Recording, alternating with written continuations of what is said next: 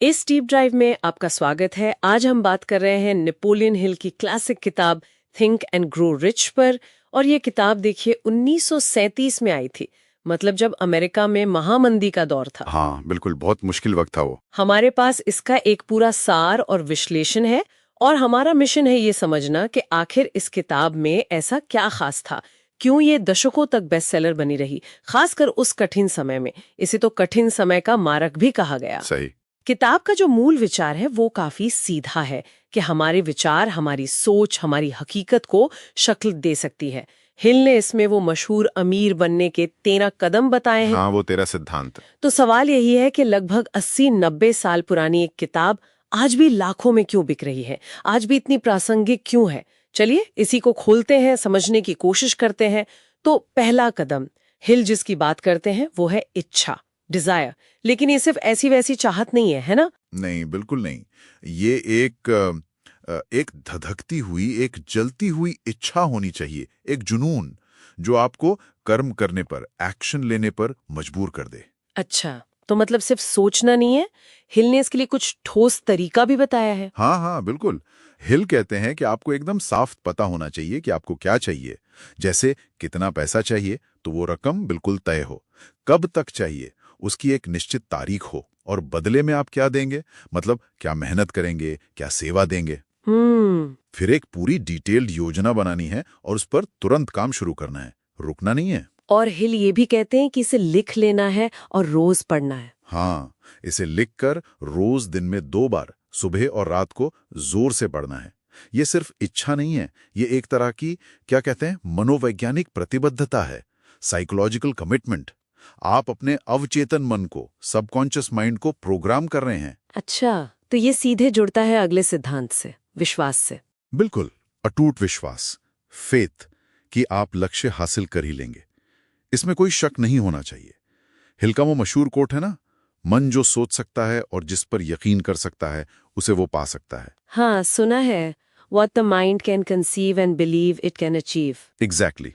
तो यहाँ पर नकारात्मक विचारों को, जो हमें रोकते हैं, उन्हें हटाना बहुत जरूरी है। लेकिन ये विश्वास आएगा कहाँ से, खासकर जब हालात मुश्किल हों? इसके लिए हिल ने ऑटो सुझाव यानी आत्म सुझाव की तकनीक बताई है। Auto suggestion. अच्छा। हाँ, मतलब वही अपनी लिखी हुई इच्छा और योजना को रोज दोहराना, कल्पना करना कि आप उसे पा चुके हैं। ये तब तक करना है जब तक वो विचार आपके अवचेतन मन में एकदम गहराई से बैठ न जाए। तो ये एक तरह से अपने दिमाग को ट्रेन करना हुआ। हाँ बिल्कुल। हिल मानते थे कि अवचेतन मन बहुत शक्तिशाली है, और एक दिलचस्प बात, वो कहते थे कि अवचेतन मन सच और झूठ में फर्क नहीं कर सकता। अच्छा। हाँ, इसलिए उसे सकारात्मक विचारों से भरना, सही विचारों से भरना बहुत जरूरी है। ये जैसे एक तरह की मेंटल हाइजीन है, दिमागी सफाई। दिलचस्प है। तो ये तो हुई मानसिकता की बात, इच्छा, विश्वास, ऑटो सुझाव। लेकिन हिल सिर्फ सोचने तक ही तो सीमित नहीं रहे होंगे। कर्म के बारे में क्या कहा उन्होंने? नहीं, बिल्कुल नहीं। वो सिर्फ सोचने को नहीं कहते। हिल विशेष ज्ञान पर जोर देते हैं, स्पेशलाइज्ड नॉलेज। मतलब किताबी ज्ञान से अलग? हाँ, मतलब वो ज्ञान जो आपके लक्ष्य के लिए जरूरी है, जिसे आप इस्तेमाल कर सकें। सिर्फ जानकारी इकट्ठा करना काफी नहीं है। ठीक है। फिर आती है संगठित योजना, ऑर्गेनाइज्ड प्लानिंग, मतलब एक ठोस प्लान बनाना और उसे अमल में लाना। और यहीं पर वो मास्टरमाइंड वाला सिद्धांत भी आता है। हाँ, ये मास्टरमाइंड मैंने सुना है। ये क्या चीज है असल में, क्या मतलब है इसका? मास्टरमाइंड का मतलब है समान लक्ष्य वाले, समान सोच वाले लोगों का एक समूह बनाना, एक ग्रुप जो एक दूसरे को सलाह दे, सपोर्ट करे, मोटिवेट करे। अच्छा, जैसे कोई सपोर्ट ग्रुप? उससे भी ज्यादा। हिल का मानना था कि जब 2 या 2 से ज्यादा दिमाग एक साथ मिलकर किसी एक लक्ष्य पर काम करते हैं तो एक तीसरी, अदृश्य, ज्यादा शक्तिशाली सोच पैदा होती है, एक कलेक्टिव इंटेलिजेंस। वाह, ये तो काफी पावरफुल आइडिया लगता है। हाँ, ये सामूहिक ज्ञान और ऊर्जा को कई गुना बढ़ाने का तरीका है। ये सब सुनने में तो काफी प्रेरणादायक है। मतलब इच्छा रखो, विश्वास करो, प्लान बनाओ, ज्ञान हासिल करो, लोगों का साथ लो।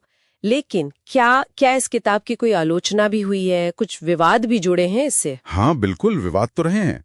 जैसे हिल का दावा था कि उन्हें ये सारे सिद्धांत उद्योगपति एंड्रू कार्नेगी ने सिखाए थे। हाँ, मैंने पढ़ा है ये। लेकिन कई इतिहासकार इस मुलाकात की सच्चाई पर ही सवाल उठाते हैं। कहते हैं कि शायद ये मुलाकात हुई ही नहीं। ओह, और कुछ आलोचक इसे मतलब थोड़ा सामान्य ज्ञान, थोड़ा छद्म विज्ञान और थोड़ी साइकोलॉजी का मिक्सचर मानते हैं, जिसकी कोई ठोस वैज्ञानिक पुष्टि करना मुश्किल है। और वो अदृश्य सलाहकारों वाली बात। हाँ, हिल ने यह भी कहा था कि उन्हें कुछ अदृश्य सलाहकारों से मार्गदर्शन मिलता था। ये बातें इसे और ज्यादा रहस्यमय बना देती हैं और कुछ लोग इसे संदेह की नजर से देखते हैं। तो फिर अगर इसमें इतनी कमियां या कहें कि विवादित बातें हैं, तो ये इतनी ज्यादा लोकप्रिय कैसे हुई, खासकर उस मुश्किल दौर में? देखिए, शायद इसकी सफलता का राज इसके मनोवैज्ञानिक असर में है।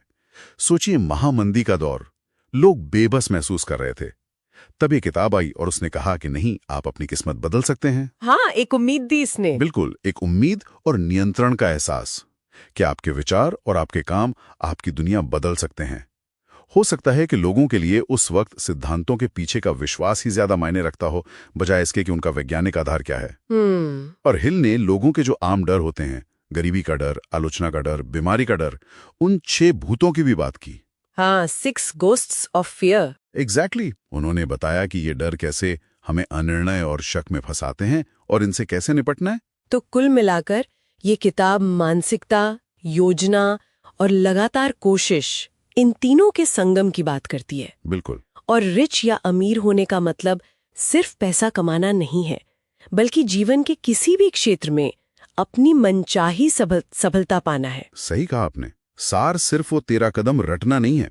असली बात यह है कि इस मूल विचार को समझा जाए कि आपकी एकाग्र सोच और आपका पक्का इरादा आपकी हकीकत को बदल सकता है। हिल खुद कहते थे कि इस किताब को सिर्फ पढ़ो मत, इसका अध्ययन करो, इसे अपना लो, तब तक दोहराओ जब तक ये तुम्हारी हकीकत ना बन जाए। तो थिंक एंड ग्रो रिच विचार की शक्ति, योजना और दृढ़ता के जरिए सफलता पाने का एक स्ट्रक्चर्ड रास्ता दिखाती है। आलोचनाओं के बावजूद इसकी लेगेसी तो है। निश्चित रूप से। इस पूरी बातचीत के बाद मेरे मन में एक आखिरी सवाल आ रहा है। हिल ने अंदरूनी डर और विचारों पर काबू पाने पर बहुत जोर दिया, ठीक है, लेकिन आज की दुनिया तो ज्यादा जटिल है। बाहरी कारक जैसे सामाजिक आर्थिक हालात, मौके मिलना या ना मिलना, सिस्टम कैसा है, ये सब चीजें आज किसी इंसान की सिर्फ सोचकर अमीर बनने या आगे बढ़ने की क्षमता पर कितना असर डालती हैं। हिल ने बाहरी कारकों की बात कम की है। ये सोचने वाली बात है ना।